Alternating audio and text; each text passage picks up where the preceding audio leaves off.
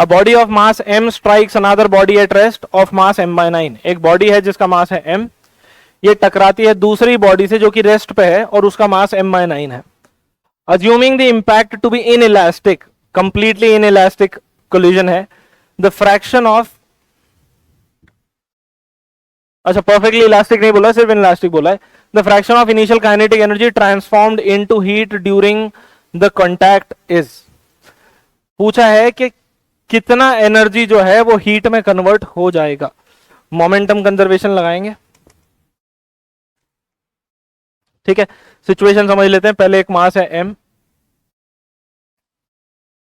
इसकी स्पीड है u और ये जाकर के टकराता है दूसरे मास से जो कि है m/9,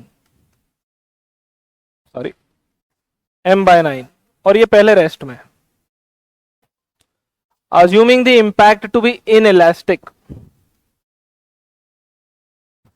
अब इन इलास्टिक में ये परफेक्टली इन इलास्टिक नहीं बोला है, बट हमको अज्यूम करना पड़ेगा परफेक्टली इन इलास्टिक, क्योंकि अगर ऐसा नहीं तो उनको एटलीस्ट ई की वैल्यू देनी होती थी। तो अगर कोलिजन इन इलास्टिक है तो both of these masses will stick together which is m + m/9, तो ये हो जाएगा 10m/9, ये हो जाएगा मास, अब 10m/9 हो जाएगा मास, और मान लेते हैं इसकी वेलोसिटी v है। ओके, अगर ऐसा है तो हमको बताना है the fraction of initial kinetic energy transformed into heat, कितना काइनेटिक एनर्जी हीट में कन्वर्ट हो गया, अपने को ये बताना है। तो सबसे पहले तो मोमेंटम कंजर्वेशन लगा के v निकाल लेते हैं, ठीक है। इनिशियल मोमेंटम क्या हो जाएगा, m × u + 0, p initial is equal to p final करेंगे तो ये हो जाएगा mu + 0 इज इक्वल्स टू, बाद में मोमेंटम कितना हो जाएगा 10m/9 × v, ये हो जाएगा मोमेंटम। यहां पर मास m से m कैंसिल कर दो तो वेलोसिटी आ जाएगी फाइनल विच इज 9u/10। अब क्योंकि हमारे पास इसका वेलोसिटी आ गया है 9u/10, तो अब हम पता लगा सकते हैं कि बाद में एनर्जी कितनी है और पहले एनर्जी कितनी थी। हमको यह पता लगाना है कि एनर्जी ट्रांसफॉर्म कितनी हुई हीट में, हीट में कितनी एनर्जी ट्रांसफॉर्म हो जाएगी।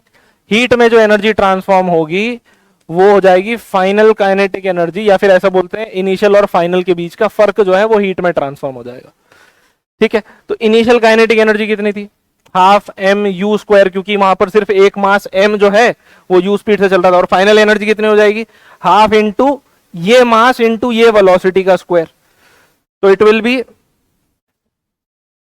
हाफ 10m/9 इंटू इस वेलोसिटी का स्क्वायर 9u/10 का स्क्वायर। तो मैं इसको ऐसे लिख रहा हूं 9 × 9 डिवाइडेड बाय 10 × 10 इंटू u²।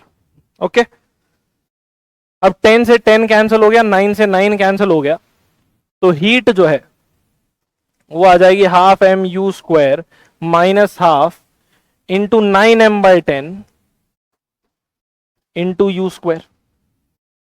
ठीक, उन्होंने हीट नहीं पूछा है, उन्होंने क्या पूछा है, fraction of initial kinetic energy.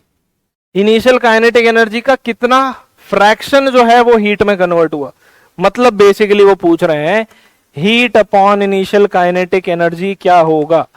तो वो हो जाएगा half mu² minus half 9m/10 u² divided by half mu²।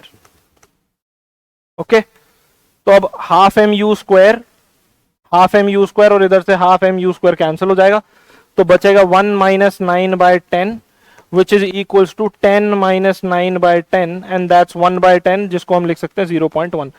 मतलब 0.1 फ्रैक्शन जो है या फिर 10% एनर्जी जो है वो किस में कन्वर्ट हो गई, हीट में। बाकी 90% अभी भी सिस्टम के पास काइनेटिक एनर्जी के फॉर्म में है। तो answer is option A. Okay.